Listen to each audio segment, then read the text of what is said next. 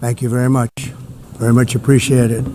And I don't mind making this speech without a teleprompter, because the teleprompter is not working. I feel very happy to be up here with you nevertheless, and that way you speak more from the heart. I can only say that whoever's operating this teleprompter is in big trouble. Hello, Madam First Lady. Thank you very much for being here. Madam President, Mr. Secretary General, First Lady of the United States, distinguished delegates, ambassadors, and world leaders. 6 years have passed since I last stood in this grand hall and addressed a world that was prosperous and at peace in my first term. Since that day, the guns of war have shattered the peace I forged on 2 continents. An era of calm and stability gave way to one of the great crises of our time. And here in the United States, 4 years of weakness, lawlessness, and radicalism under the last administration delivered our nation into a repeated set of disasters. 1 year ago, our country was in deep trouble, but today, just 8 months into my administration, we are the hottest country anywhere in the world, and there is no other country even close. America is blessed with the strongest economy, the strongest borders, the strongest military, the strongest friendships, and the strongest spirit of any nation on the face of the earth. This is indeed the golden age of America. We are rapidly reversing the economic calamity we inherited from the previous administration, including ruinous price increases and record-setting inflation like we've never had before. Under my leadership, energy costs are down, gasoline prices are down, grocery prices are down, mortgage rates are down, and inflation has been defeated. The only thing that's up is the stock market, which just hit a record high. In fact, it hit a record high 48 times in the last short period of time. Growth is surging, manufacturing is booming. The stock market, as I said, is doing better than it's ever done, and all of you in this room benefit by that, almost everybody. And importantly, workers' wages are rising at the fastest pace in more than 60 years, and that's what it's all about, isn't it? In 4 years of President Biden, we had less than $1 trillion of new investment into the United States. In just 8 months since I took office, we have secured commitments and money already paid for $17 trillion. Think of it, 4 years, less than $1 trillion, 8 months, much more than $17 trillion is being invested in the United States, and it's now pouring in from all parts of the world. We've implemented the largest tax cuts in American history and the largest regulation cuts in American history, making this once and again the best country on earth to do business. And many of the people in this room are investing in America, and it's turned out to be an awfully good investment during this 8-month period. In my first term, I built the greatest economy in the history of the world. We had the best economy ever, history of the world. And I'm doing the same thing again, but this time it's actually much bigger and even better. The numbers far surpass my record-setting first term. On our southern border, we have successfully repelled a colossal invasion, and for the last 4 months, and that's 4 months in a row, the number of illegal aliens admitted and entering our country has been 0. Hard to believe, because if you look back just a year ago, it was millions and millions of people pouring in from all over the world, from prisons, from mental institutions, drug dealers. All over the world they came. They just poured into our country with the ridiculous open border policy of the Biden administration. Our message is very simple. If you come illegally into the United States, you're going to jail, or you're going back to where you came from, or perhaps even further than that. You know what that means. I want to thank the country of El Salvador for the successful and professional job they've done in receiving and jailing so many criminals that entered our country. And it was under the previous administration that the number became record-setting, and they're all being taken out. We have no choice. And other countries have no choice because other countries are in the exact same situation with immigration. It's destroying your country, and you have to do something about it. On the world stage, America is respected again like it has never been respected before. You think about 2 years ago, 3 years ago, 4 years ago, or 1 year ago, we were a laughingstock all over the world. At the NATO summit in June, virtually all NATO members formally committed to increase defense spending at my request from 2% to 5% of GDP, making our alliance far stronger and more powerful than it was ever before. In May, I traveled to the Middle East to visit my friends and rebuild our partnerships in the Gulf and those valued relationships with Saudi Arabia, Qatar, and the UAE and other countries are now, I believe, closer than ever before. My administration has negotiated one historic trade deal after another, including with the United Kingdom, the European Union, Japan, South Korea, Vietnam, Indonesia, the Philippines, Malaysia, and many, many others. Likewise, in a period of just 7 months, I have ended 7 unendable wars. They said they were unendable. You're never going to get them solved. Some were going for 31 years, 2 of them, 31, think of it, 31 years. One was 36 years. One was 28 years. I ended 7 wars, and in all cases, they were raging with countless thousands of people being killed. This includes Cambodia and Thailand, Kosovo and Serbia, the Congo and Rwanda, a vicious, violent war that was, Pakistan and India, Israel and Iran, Egypt and Ethiopia, and Armenia and Azerbaijan. It included all of them. No president or prime minister, and for that matter, no other country has ever done anything close to that, and I did it in just 7 months. It's never happened before. There's never been anything like that. I'm very honored to have done it. It's too bad that I had to do these things instead of the United Nations doing them. And sadly, in all cases, the United Nations did not even try to help in any of them. I ended 7 wars, dealt with the leaders of each and every one of these countries, and never even received a phone call from the United Nations offering to help in finalizing the deal. All I got from the United Nations was an escalator that on the way up stopped right in the middle. If the First Lady wasn't in great shape, she would have fallen. But she's in great shape. We're both in good shape. We both stood. And then a teleprompter that didn't work. These are the 2 things I got from the United Nations, a bad escalator and a bad teleprompter. Thank you very much. And by the way, it's working now. It just went on. Thank you. I think I should just do it the other way. It's easier. Thank you very much. I didn't think of it at the time because I was too busy working to save millions of lives. That is the saving and stopping of these wars. But later I realized that the United Nations wasn't there for us. They weren't there. I thought of it really after the fact, not during these negotiations, which were not easy.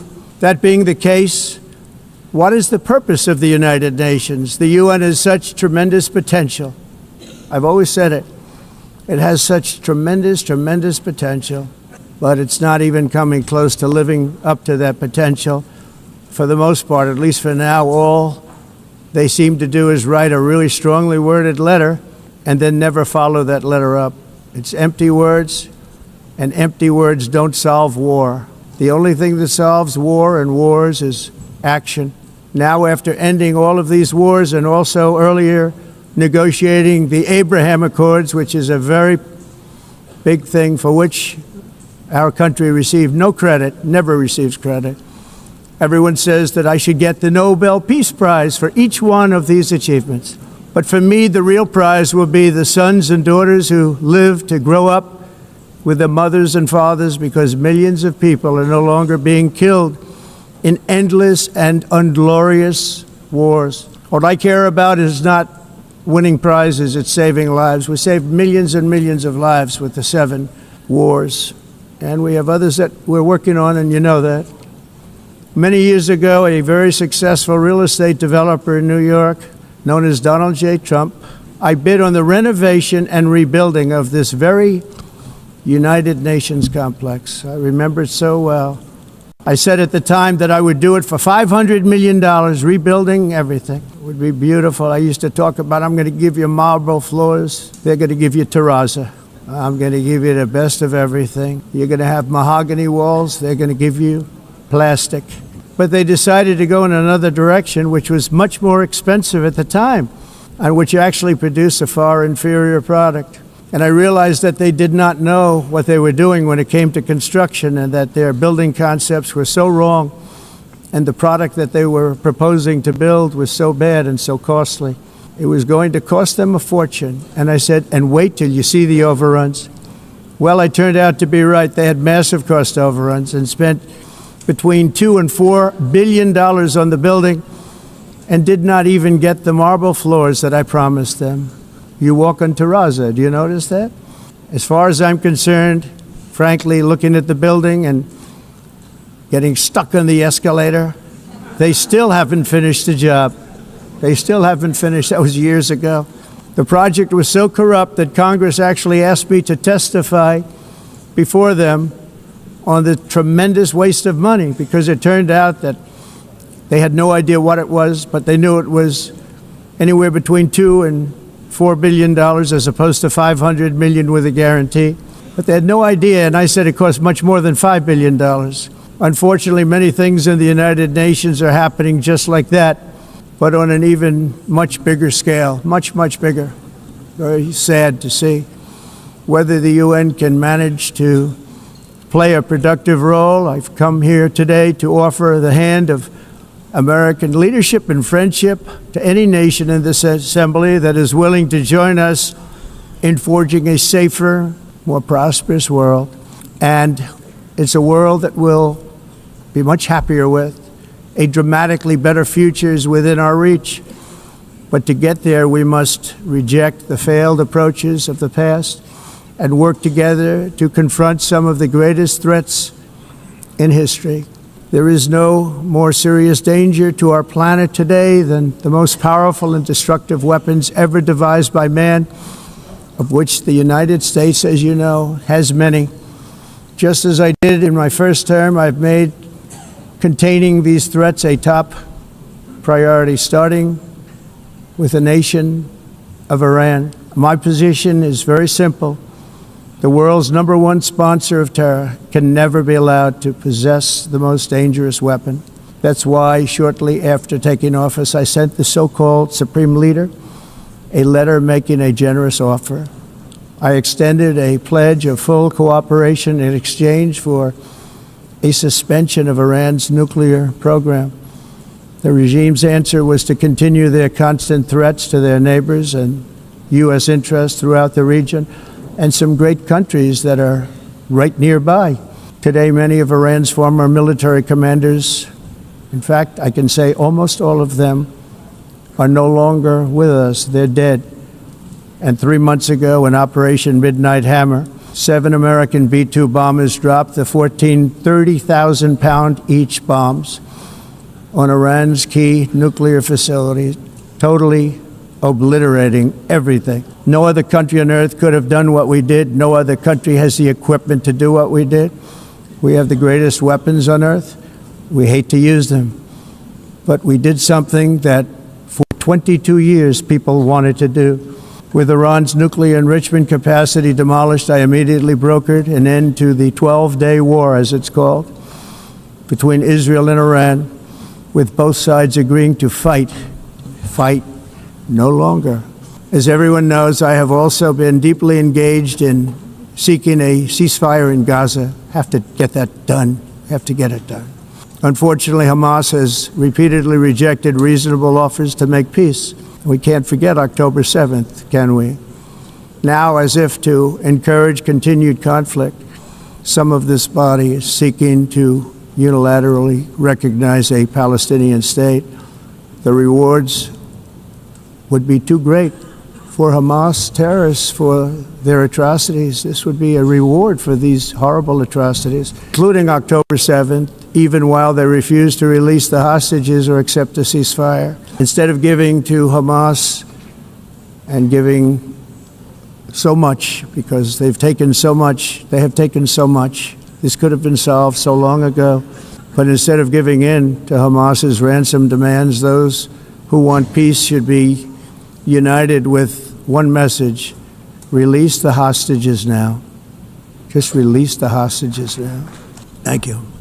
As we have got to come together, and we will come together, got to get it done. We have to stop the war in Gaza immediately. We have to stop it. We have to get it done. We have to negotiate. Immediately have to negotiate peace. We got to get the hostages back. We want all 20 back. We don't want 2 and 4. As you know, I got, along with Steve Witkoff and others that helped us, Marco Rubio, we got most of them back. We were involved in all of them. But I always said the last 20 are going to be the hardest, and that's exactly what happened. We have to get them back now. We don't want to get back 2, and then another 2, and then 1, and then 3. Have this process. No, we want them all back, and we want the actually 38 dead bodies back too. Those parents came to me and they want them back, and they want them back very quickly and very badly. As though they were alive, they want them. They want them every bit as much as if their son or daughter were alive. I've also been working relentlessly, stopping the killing in Ukraine. I thought that would be, of the 7 wars that I stopped, I thought that would be the easiest because of my relationship with President Putin, which had always been a good one. I thought that was going to be the easiest one. But you know, in war, you never know what's going to happen. There are always lots of surprises, both good and bad. Everyone thought Russia would win this war in 3 days, but it didn't work out that way. It was supposed to be just a quick little skirmish. It's not making Russia look good. It's making them look bad. No matter what happens from here on out, this was something that should have taken a matter of days, certainly less than a week. And they've been fighting for 3.5 years and killing anywhere from 5,000 to 7,000 young soldiers, mostly soldiers, on both sides, every single week, from 5,000 to 7,000 dead young people, and some in cities, much smaller numbers, where rockets are shot, where drones are dropped. This war would never have started if I were president. This was a war that should have never happened. It shows you what leadership is, what bad leadership can do to a country. Look what happened to the United States, and look where we are right now in just a short period of time. The only question now is how many more lives will be needlessly lost on both sides. China and India are the primary funders of the ongoing war by continuing to purchase Russian oil, but inexcusably, even NATO countries have not cut off much Russian energy and Russian energy products, which, as you know, I found out about 2 weeks ago, and I wasn't happy. Think of it. They're funding the war against themselves. Who the hell ever heard of that one?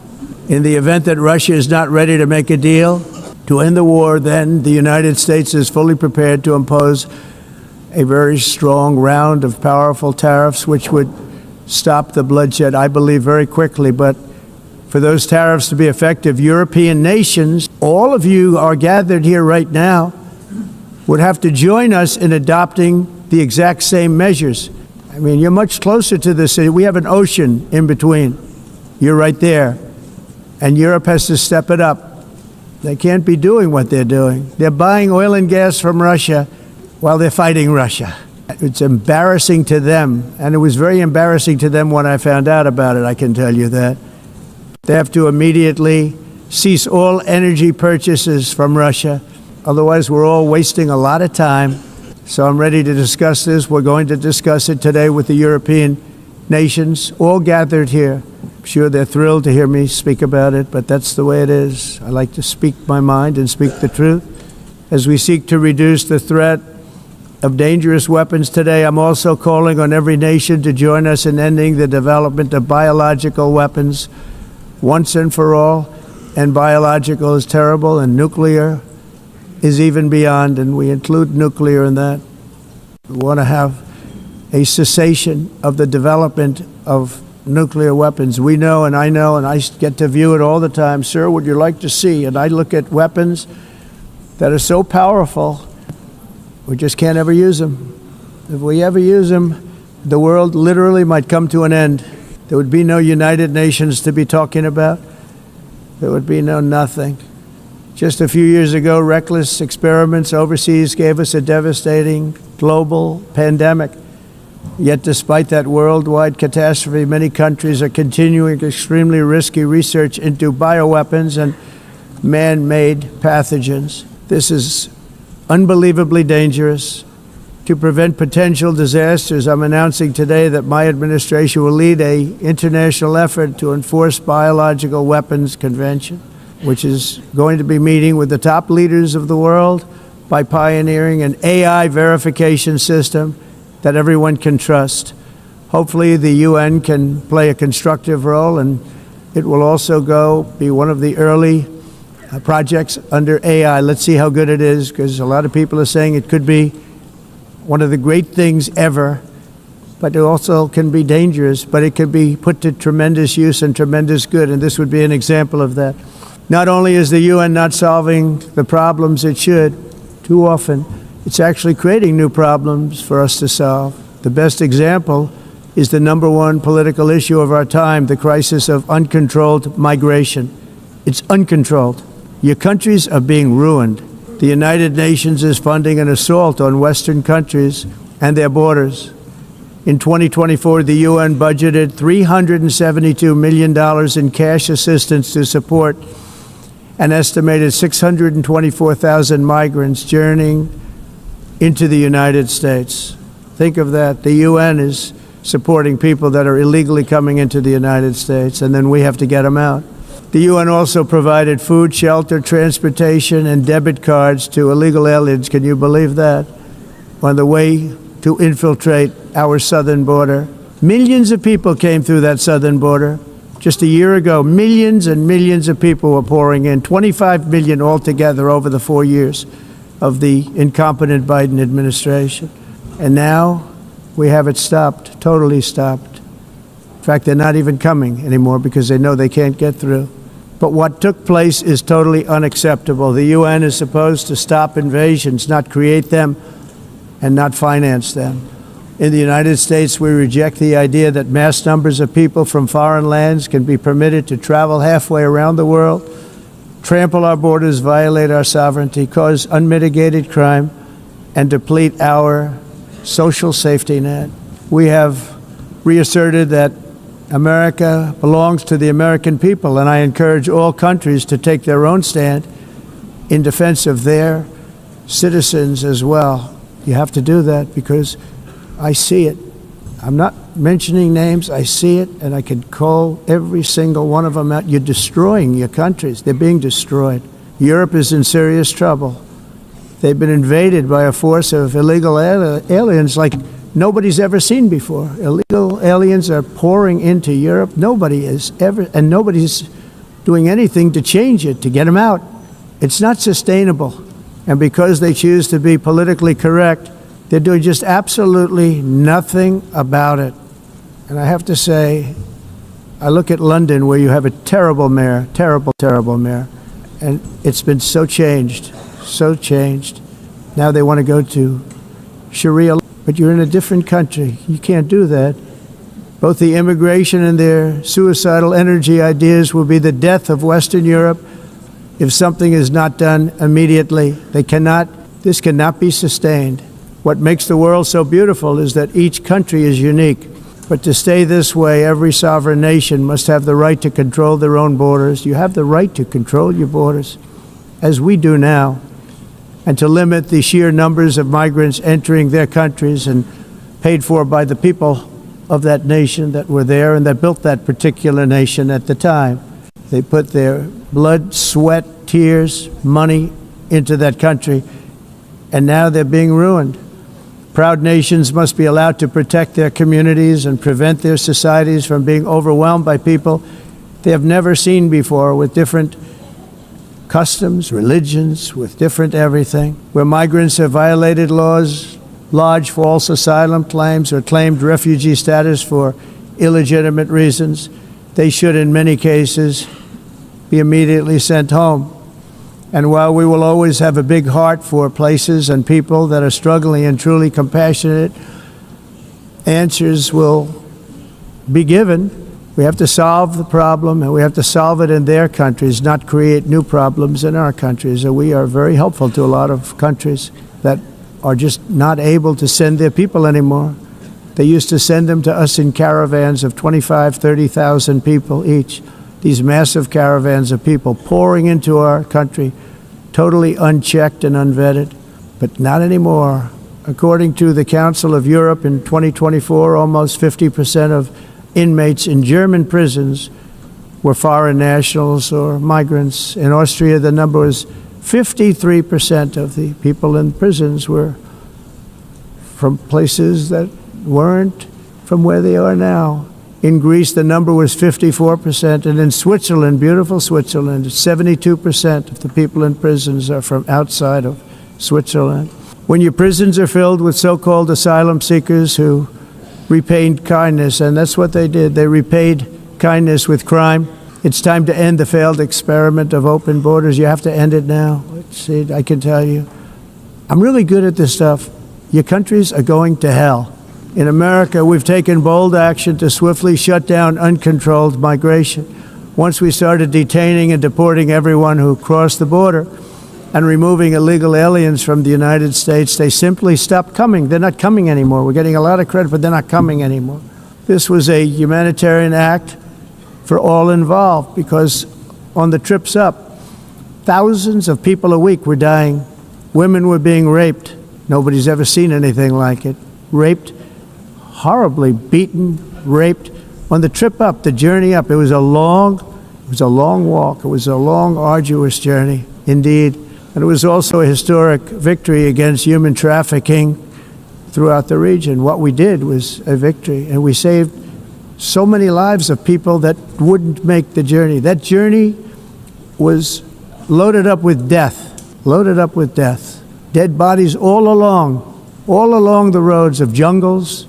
To get up, they go through jungles, they go through areas so hot you couldn't breathe. They were dying of suffocation, areas so hot that you couldn't breathe. Dead bodies all over. By them not coming, we're saving tremendous numbers of lives. My people have done a fantastic job in doing what they did, and the American public agrees with it. I mean, I was very proud to see this morning I have the highest poll numbers I've ever had. Part of it is because of what we've done on the border. I guess the other part is what we've done on the economy. Joe Biden's policies empowered murderous gangs, human smugglers, child traffickers, drug cartels, and prisoners from all over the world. The previous administration also lost nearly 300,000 children. Think of that. They lost more than 300,000 children, little children, who were trafficked into the United States on the Biden watch, many of whom have been raped, exploited, and abused, and sold. Nobody talks about that. The fake news doesn't write about it. With many others, young children who are missing or dead. And we found a lot of these children, and we're sending them back, and we've been sending them back to their parents. They said, nobody knows who they are. They said, where do you come from? And they'll give us a country, and we'll find out, and we'll figure it out, and we'll bring them back to their homes.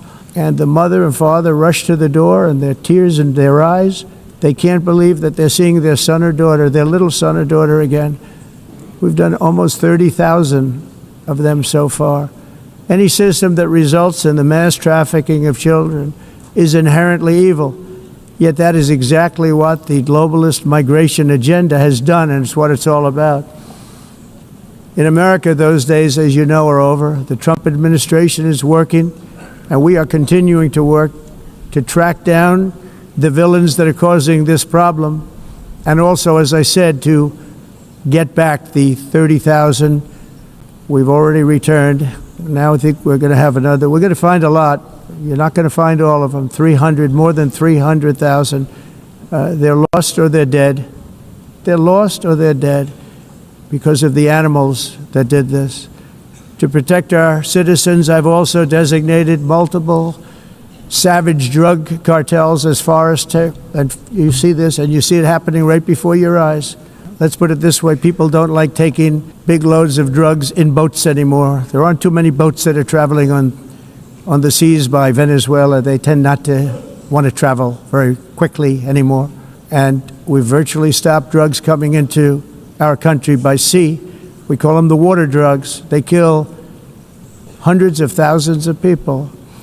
I've also designated multiple savage drug cartels as far as foreign terrorist organizations, along with two bloodthirsty transnational gangs, probably the worst gangs anywhere in the world, MS-13 and Tren de Aragua. Tren de Aragua is from Venezuela, by the way. Such organizations torture, maim, mutilate, and murder with impunity.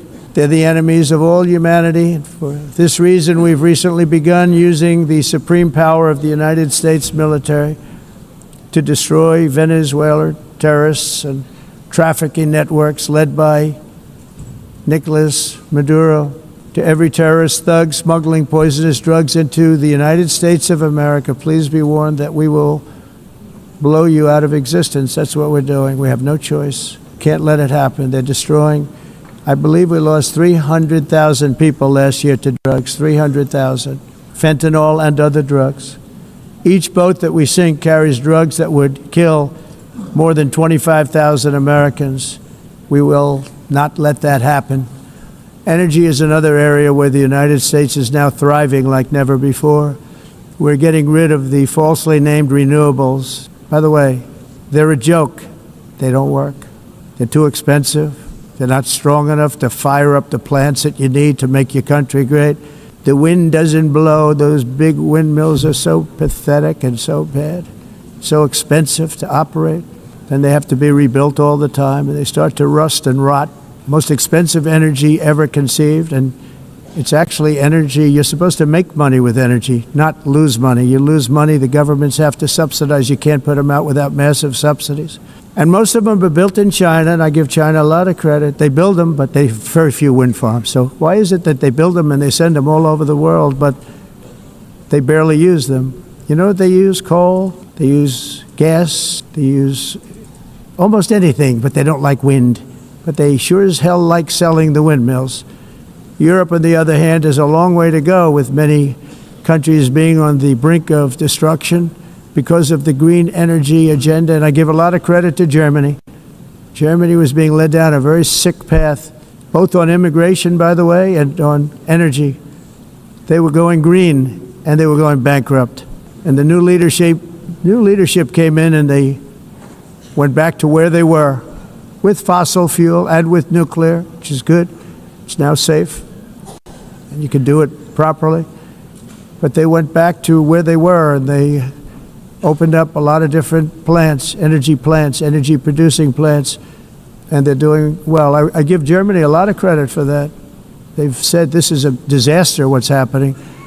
They were going all green. All green is all bankrupt. That's what it represents.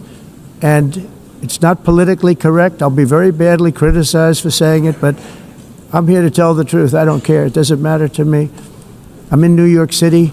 I'm feeling a lot safer. Crime, we're getting crime down. And by the way, speaking of crime, Washington, D.C. Washington, D.C. was the crime capital of America. Now it's after 12 days, it's a totally safe city. Everyone's going out to dinner. They're going out to restaurants. Your wife can walk down the middle of the street with or without you. Nothing's going to happen. My people have done a fantastic job. And yes, I called in the National Guard, and the National Guard took care of business. And they weren't politically correct, but they took care of business. We got 1,700 career criminals out, brought them back to where they came from, the countries where they came from, or put them in jails. Washington, D.C. is now a totally safe city again, and I welcome you to come. In fact, we'll have dinner together at a local restaurant, and we'll be able to walk. We don't have to go by an armor-plated vehicle.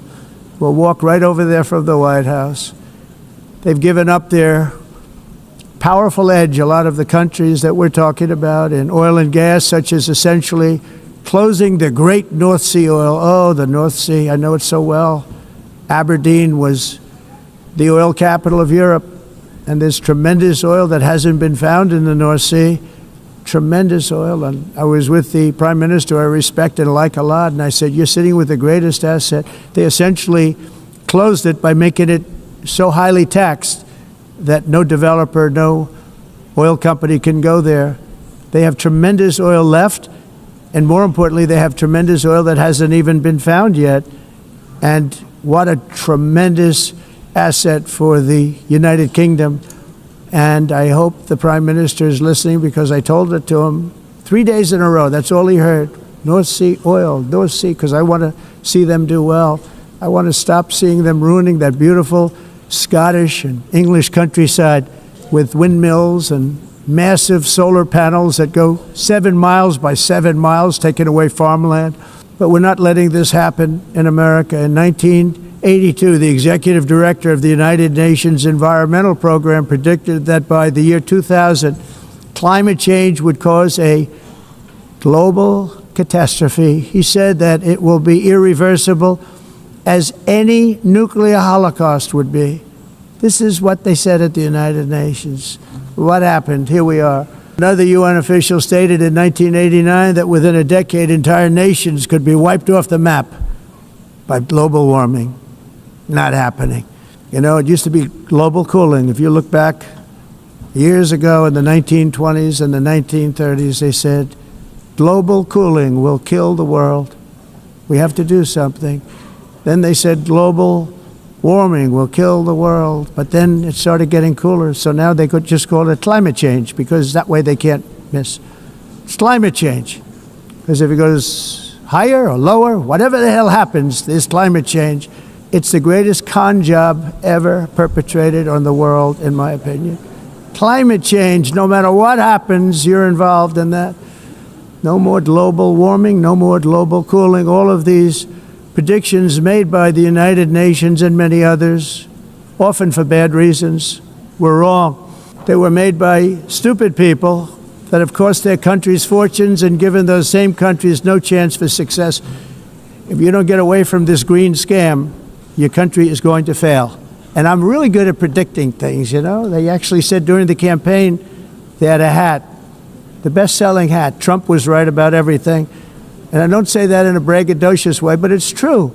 I've been right about everything. And I'm telling you that if you don't get away from the green energy scam, your country is going to fail. And if you don't stop people that you've never seen before, that you have nothing in common with, your country is going to fail. I'm the President of the United States, but I worry about Europe. I love Europe. I love the people of Europe. And I hate to see it being devastated by energy and immigration. This double-tailed monster destroys everything in its wake, and they cannot let that happen any longer. You're doing it because you want to be nice, you want to be politically correct, and you're destroying your heritage. They must take control strongly and immediately of the unmitigated immigration disaster and the fake energy catastrophe before it's too late. The carbon footprint is a hoax made up by people with evil intentions, and they're heading down a path of total destruction. You know, the carbon footprint was a big, big thing a few years ago. I remember hearing about the carbon footprint, and then President Obama would get into Air Force One, a massive Boeing 747, and not a new one, an old one with old engines that spew everything into the atmosphere. He'd talk about the carbon footprint, we must do so. Then he'd get in and he'd fly from Washington to Hawaii to play a round of golf. And then he'd get back onto that big, beautiful plane, and he'd fly back and he'd talk about, again, global warming and the carbon footprint. It's a con job. At extreme cost and expense, Europe reduced its own carbon footprint by 37%. Think of that. Congratulations, Europe. Great job. You cost yourself a lot of jobs, a lot of factories closed, but you reduced the carbon footprint by 37%. However, for all of that sacrifice and much more, it's been totally wiped out, and then some, by a global increase of 54%. much of it coming from China and other countries that are thriving around China, which now produces more CO2 than all the other developed nations in the world. So all of these countries are working so hard on the carbon footprint, which is nonsense, by the way. It's nonsense. You know, it's interesting. In the United States, we have still radicalized environmentalists, and they want the factories to stop. Everything should stop. No more cows. We don't want cows anymore. I guess they want to kill all the cows. They want to do things that are just unbelievable, and you have it too. But you know, we have a border, strong, and we have a shape, and that shape doesn't just go straight up. That shape is amorphous when it comes to the atmosphere. And if we had the most clean air, and I think we do, we have very clean air. We have the cleanest air we've had in many, many years. But the problem is that other countries, like China, which has air that's a little bit rough, it blows. And no matter what you're doing down here, the air up here tends to get very dirty because it comes in from other countries where their air isn't so clean. And the environmentalists refuse to acknowledge that. Same thing with garbage. In Asia, they dump much of their garbage right into the ocean. And over about a 1 week and 2 week journey, it flows right past Los Angeles. You've seen it. Massive amounts of garbage, almost too much to do anything about, flowing past Los Angeles, past San Francisco, and then somebody will get in trouble because he dropped a cigarette on the beach. The whole thing is crazy. The primary effect of these brutal green energy policies has not been to help the environment, but to redistribute manufacturing and industrial activity from developed countries that follow the insane rules that are put down to polluting countries that break the rules and are making a fortune. They're making a fortune. European electricity bills are now 4 to 5 times more expensive than those in China, and 2 to 3 times higher than the United States. And our bills are coming way down. You probably see that our gasoline prices are way down. You know, we have an expression, drill, baby, drill, and that's what we're doing. We're going to be much lower in a year from now. But they've come way down over the last year. As a result, every air conditioner is like very uncommon to see one in some of these countries because the electric costs are so high. So while the U.S. has approximately 1,300 heat-related deaths annually, that's a lot, Europe loses more than 175,000 people to heat deaths each year because the costs are so expensive you can't turn on an air conditioner. What is that all about? That's not Europe. That's not the Europe that I love and know. All in the name of pretending to stop the global warming hoax. The entire globalist concept of asking successful industrialized nations to inflict pain on themselves and radically disrupt their entire societies must be rejected completely and totally, and it must be immediate. That's why in America I withdrew from the fake Paris Climate Accord, where, by the way, America was paying so much more than every country. Others weren't paying. China didn't have to pay until 2030. Russia was given an old standard that was easy to meet, a 1990 standard. But for the United States, we're supposed to pay like $1 trillion. And I said, this is another scam. The fact is, the United States has been taken advantage of by the world for many, many years, but not any longer, as you probably noticed. I unleashed massive energy production and signed historic executive orders to hunt for oil. But we don't have to do much hunting because we have the most oil of any nation anywhere, oil and gas in the world. And if you add coal, we have the most of any nation in the world. Clean, I call it clean, beautiful coal. You can do things today with coal that you couldn't have done 10 years ago, 15 years. So I have a little standing order in the White House. Never use the word coal, only use the words clean, beautiful coal. Sounds much better, doesn't it? But we stand ready to provide any country with abundant, affordable energy supplies if you need them, when most of you do. We're proudly exporting energy all over the world. We're now the largest exporter. In the United States, we want trade and robust commerce with all nations, everybody. We want to help nations. We're going to help nations. But it must also be fair and reciprocal. The challenge with trade is much the same with climate. The countries that followed the rules, All their factories have been plundered. It's really sad to watch. They've been broken. They've been broken by countries that broke the rules. That's why the United States is now applying tariffs to other countries, and much as these tariffs were for many years applied to us, uncontrollably applied to us, we've used tariffs as a defense mechanism under the Trump administration, including my first term, where hundreds of billions of dollars in tariffs were taken in. And by the way, we had the lowest inflation, and now we have very low inflation. The only thing different is that we have hundreds of billions of dollars flowing into our country. But this is how we will ensure that the system works for everyone and is sustainable into the future. We're also using tariffs to defend our sovereignty and security throughout the world, including against nations that have taken advantage of former U.S. administrations for decades, including the most corrupt, incompetent administration in history, the sleepy Joe Biden administration. Brazil now faces major tariffs in response to its unprecedented efforts to interfere in the rights and freedoms of our American citizens and others, with censorship, repression, weaponization, judicial corruption, and targeting of political critics in the United States. I have a little problem saying this because I must tell you, I was walking in and the leader of Brazil was walking out.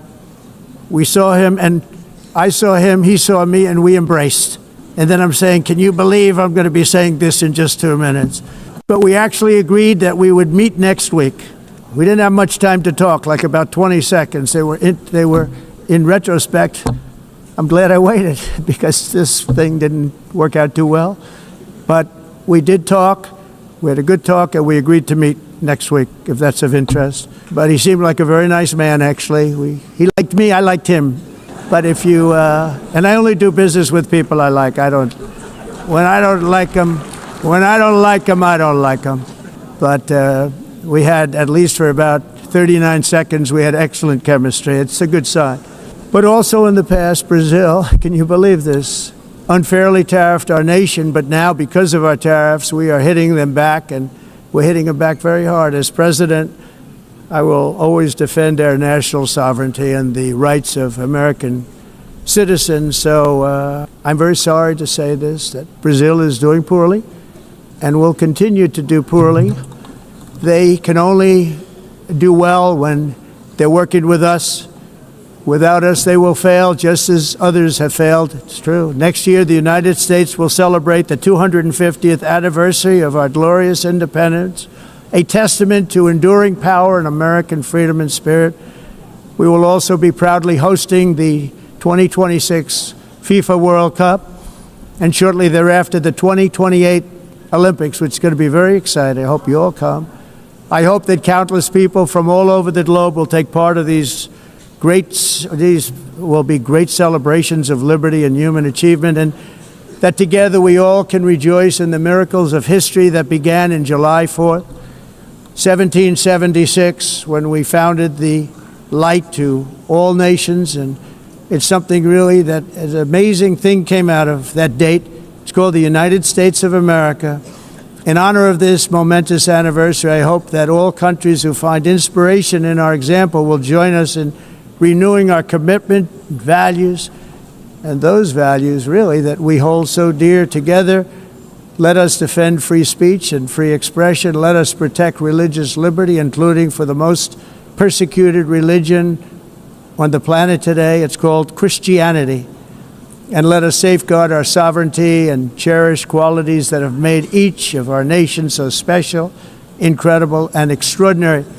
In closing, I just want to repeat that immigration and the high cost of so-called green renewable energy is destroying a large part of the free world and a large part of our planet. Countries that cherish freedom are fading fast because of their policies on these two subjects. You need strong borders and traditional energy sources if you are going to be great again. Whether you have come from north or south, east or west, near or far, every leader in this beautiful hall today represents a rich culture, a noble history, and a proud heritage that makes each nation majestic and unique. unlike anything else in human history or any other place on the face of the earth. From London to Lima, from Rome to Athens, from Paris to Seoul, from Cairo to Tokyo and Amsterdam to right here in New York City, we stand on the shoulders of the leaders and legends, generals and giants, heroes and titans who won and built our beloved nations, all of our nations, with their own courage, strength, spirit, and skill.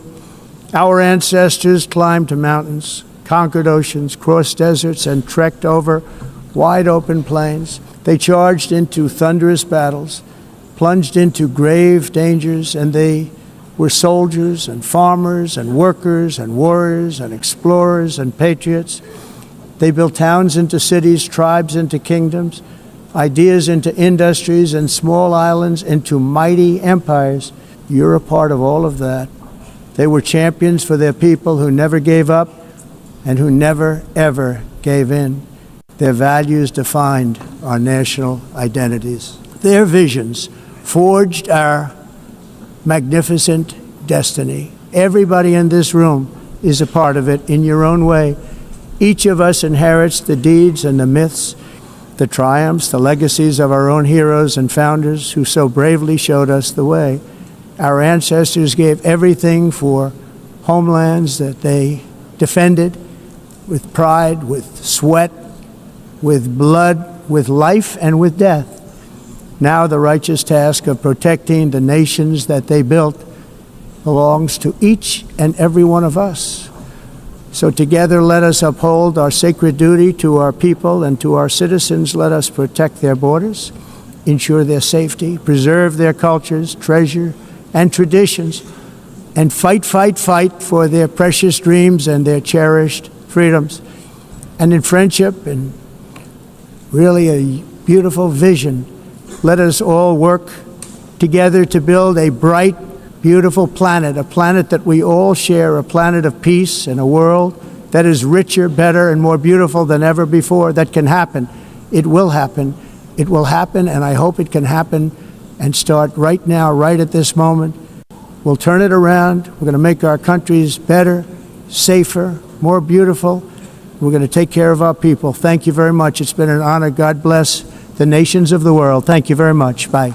On behalf of the Assembly, I wish to thank the President of the United States,